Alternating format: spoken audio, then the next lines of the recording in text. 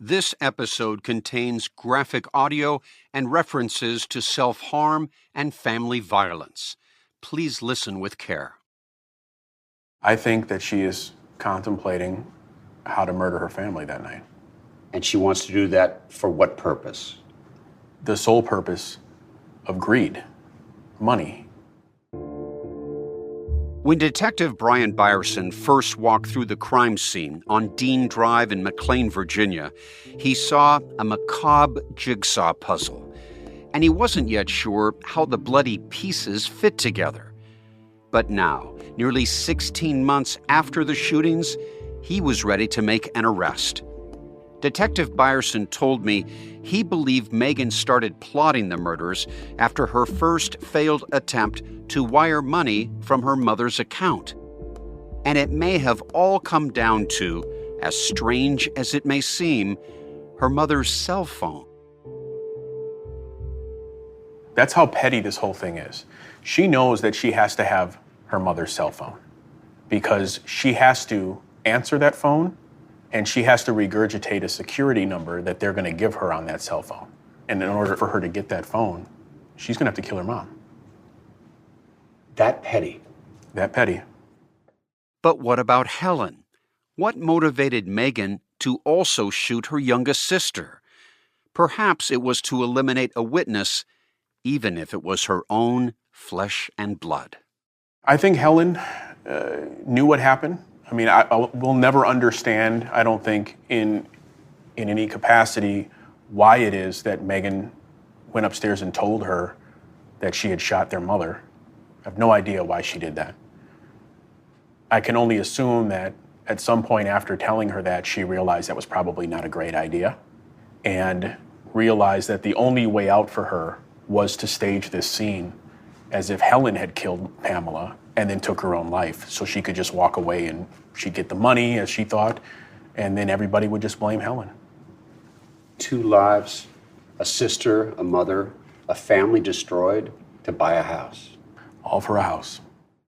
In fact, when Megan finally went on trial in 2022, that's the story prosecutors planned to tell.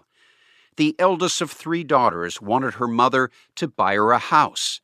When she didn't get her way, she chose to kill her mother, then kill and frame her youngest sister. It's just an immeasurable grief and tragedy all the way around.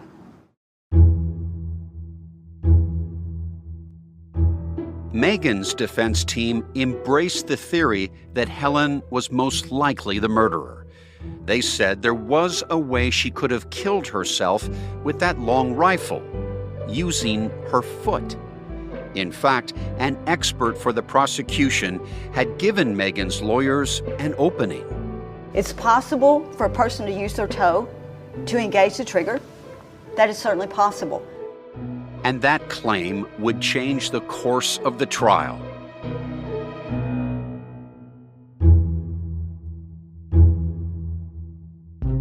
I'm Peter Van Sant. From 48 Hours, this is Blood is Thicker, the Hargan family killings. Episode 5, Toe on the Trigger.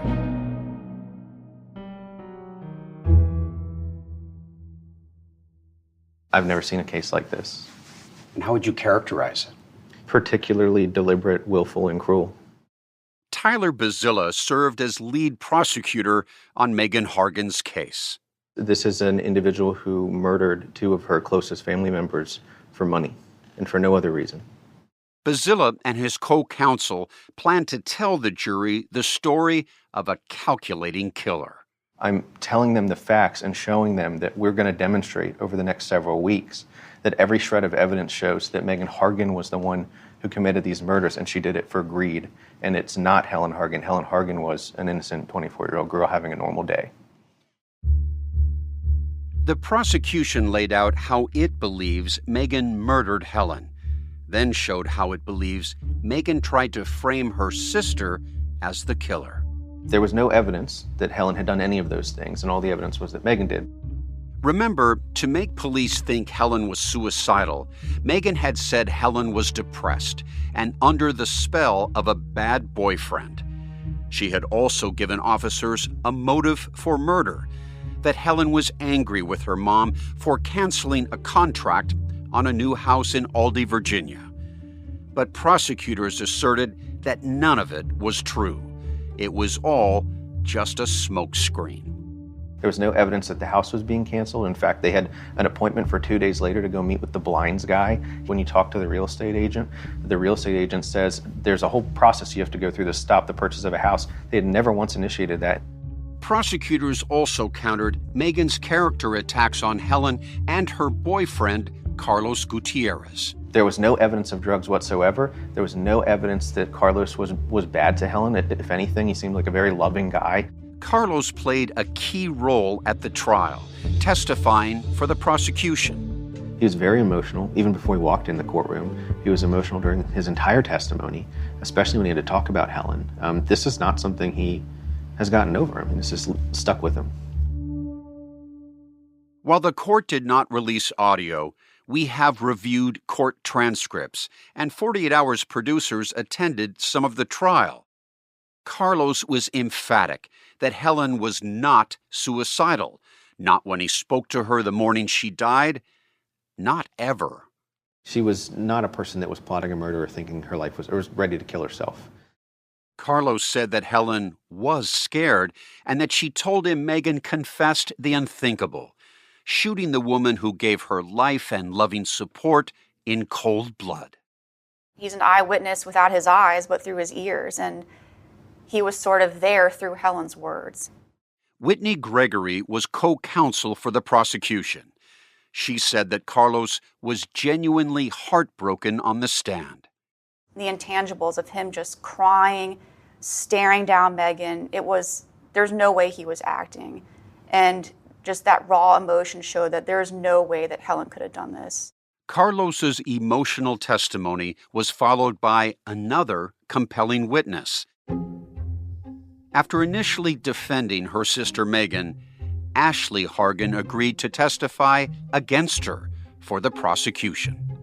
She was the middle sister by birth and caught in the middle by this tragedy between two sisters she had always loved. Ashley presents herself very stoically. She's very strong, independent, but she's grieving in a way that none of us have ever experienced. And I think because she comes off so stoically, people may think she's not as upset as she really is. Adding to the stress of her testimony was the fact that Ashley was pregnant with her first child. When she testified, she was 8, almost 9 months pregnant, and she kept her composure. With one exception. She got very teary-eyed when I showed her an autopsy photo of her mom and sister, but she's grieving like anyone would. So for Ashley Hargan, one day she's having lunch with mom and her niece and getting Snapchats from her sister, and the next day her entire family is either murdered or suspected of murder. I mean, she lost everything in a day. At trial, Ashley strongly defended her sister Helen. But as you'll recall, back when she was initially interviewed by Detective Brian Byerson, Ashley suggested Helen might have been the killer. Prosecutors said that Ashley had been in shock and was simply parroting what she had been told by her big sister. Megan, out of all the family members, is the only one that ever suggests Helen did this because mom was going to pull the house. No one in the rest of the family had ever heard that. They never even suggested it. It's important because... And Helen always talked to her sister Ashley, and Ashley would have known this. Ashley would have absolutely known it. Yeah, because Ashley was close with Pam. Pamela was actually visiting Ashley the day before the murders.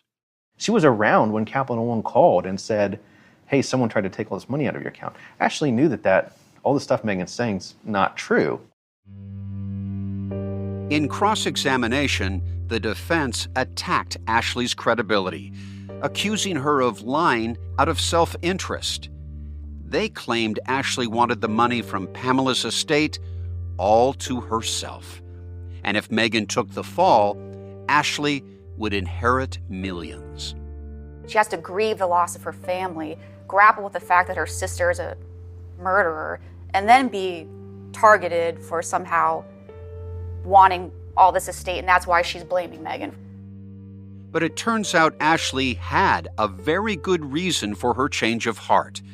According to the prosecution, she had listened to the Capital One calls of Megan impersonating their mother. She knew 100% through the evidence and in her gut that Megan is the killer.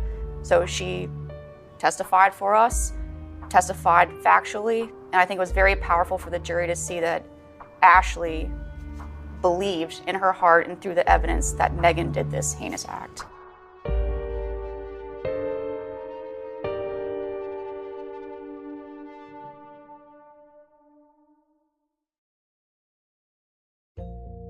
When Ashley Hargan was on the stand, Megan's defense attorneys played her recordings of what she previously told police, long before she knew the facts of the case.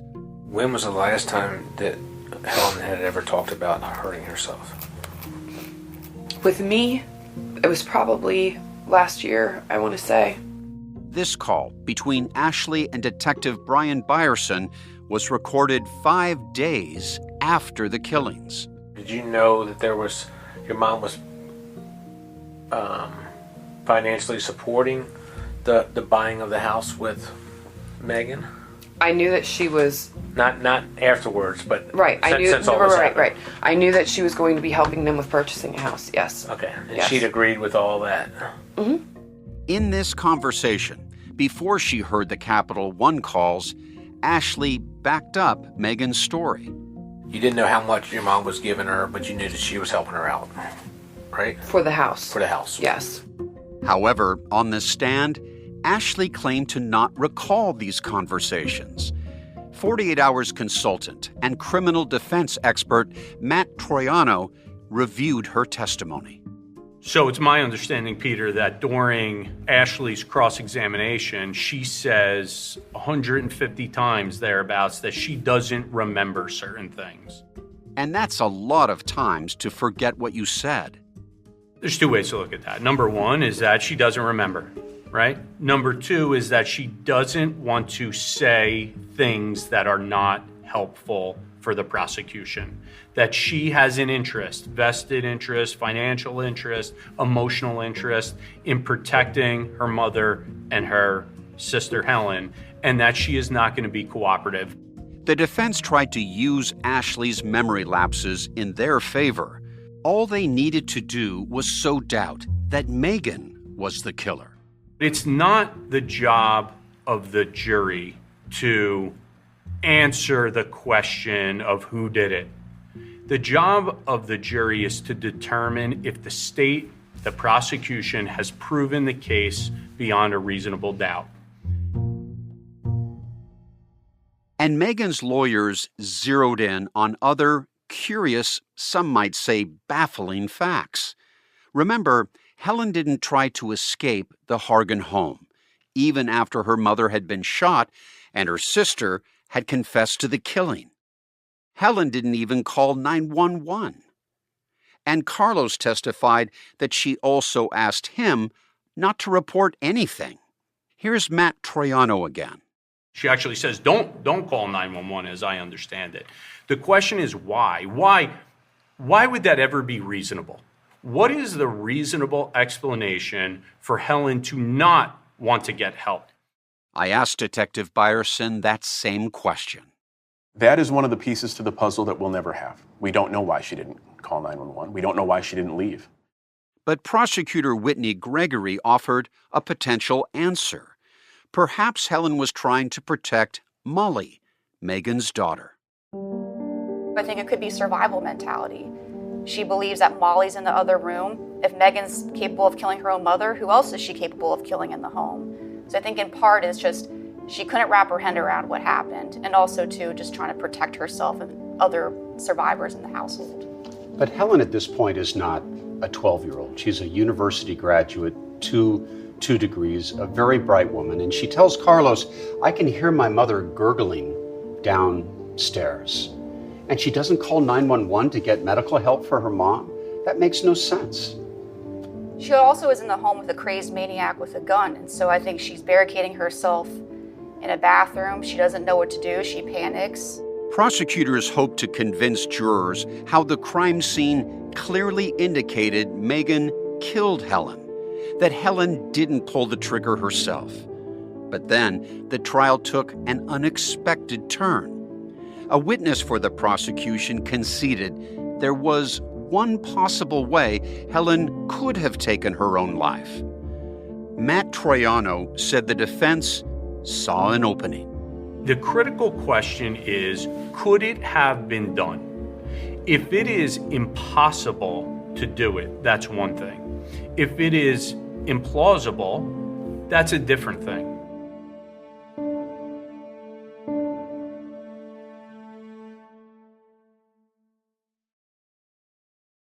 In the second week of the trial, the prosecution and defense focused on one critical question. Was it possible that Helen could have first killed her mother and then herself with a long rifle? The fatal bullet had traveled from a wound at the top of her head downward, which seemed physically impossible. The prosecution called Iris Deli Graf to the stand. I'm a forensic specialist, and I was hired to look into a reconstruction of the events that happened when Helen Hargan died in the bathroom. One of the first things I do is I look to the autopsy. What do we know from the autopsy? That's fact beyond change. In this case, she had an entry wound through the bone at the top of her head and an exit in the lower part of the cranium going down into the right neck. With that kind of wound, Graf didn't think it was likely that Helen shot herself. Top of the head is usually a sign that something else is happening. Someone else is in that room. Certainly for a downward to the top of the head, yes. Graf said she tested several scenarios and showed me her digital reconstructions of the crime scene. This is a forensic animation, a virtual model that is a depiction of the data. The jury was not allowed to see Graf's reconstructions in court, but they mostly challenged the idea that Helen died by suicide. Since the autopsy revealed the bullet entered the top of her head, Graf tested all the ways Helen could have pointed the rifle and still reached the trigger. In most scenarios, Helen's fingers couldn't reach. Fully extended, we still need another 5 inches. So she's 5 inches short of reaching the trigger if the gun was held at this angle. And based on my experience in covering a lot of these cases, I've never seen a suicide with a weapon, a rifle placed on someone's head by themselves like this. Have you? Not with this particular trajectory. But there was one scenario where Graf found Helen could have reached the trigger using her toe. People have done that, used like their toe to engage the trigger. That has been done? Yes. Okay, try to imagine this for a moment.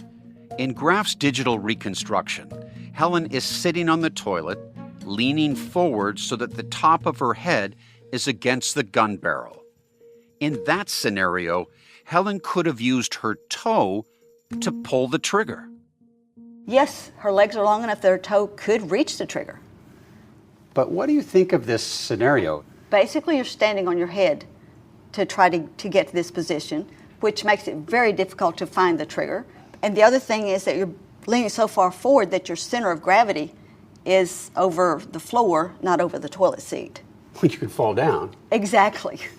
She conceded this scenario is technically possible, but Graf didn't think Helen killed herself. Someone else has to engage the trigger. So this is a homicide, not suicide, in your opinion? This would be homicide. Yet Graf's finding that Helen's legs were long enough to reach the trigger raised enough doubt that the defense made it part of their argument. Only a producer of a movie could come up with this, and even then, I don't think an audience would even buy that, even in Hollywood. Prosecutor Whitney Gregory was not convinced, and she didn't think anyone else would buy the toe trigger theory.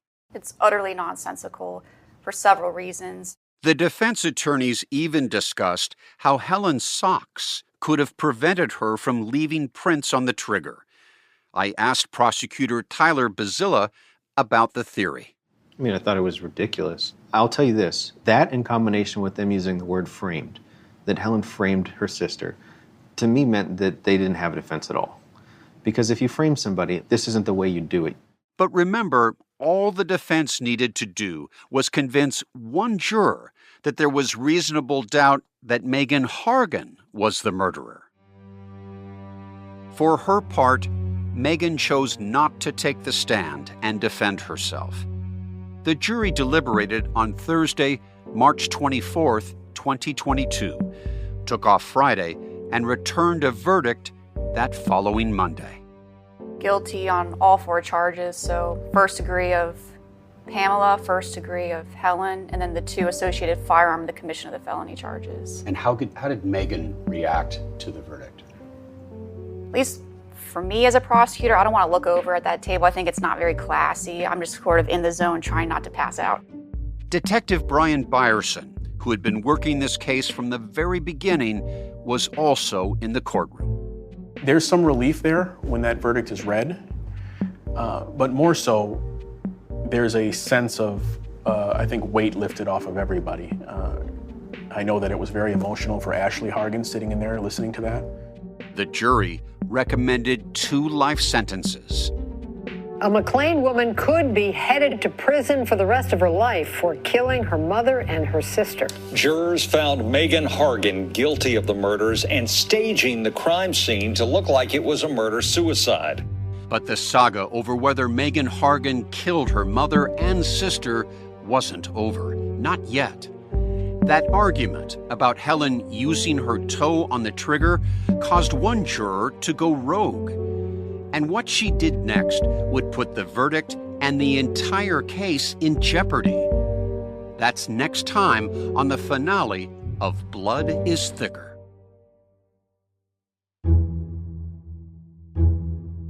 From 48 Hours, this is Blood is Thicker, the Hargan family killings. Judy Tygard is the executive producer of 48 Hours. Original reporting by 48 Hours producers Josh Yeager, Sarah Ely Hulse, Michelle Sagona, and Lauren White. Jamie Benson is the senior producer for Paramount Audio, and Maura Walls is the senior story editor. Recording assistance from Alan Pang and Marlon Policarp. Special thanks to Paramount Podcast Vice President Megan Marcus and 48 Hours senior producer Peter Schweitzer. Blood is Thicker is produced by Sony Music Entertainment. It was written and produced by Alex Schumann. Our executive producers are Catherine St. Louis and Jonathan Hirsch. Our associate producer is Zoe Culkin. Theme and original music composed by Hansdale Shi. He also sound designed and mixed the episodes. We also use music by Blue Dot Sessions. Catherine Newhan is our fact checker. Our production managers are Tamika Balance-Kolasny and Samantha Allison. I'm Peter Van Sant. If you're enjoying the show, be sure to rate and review.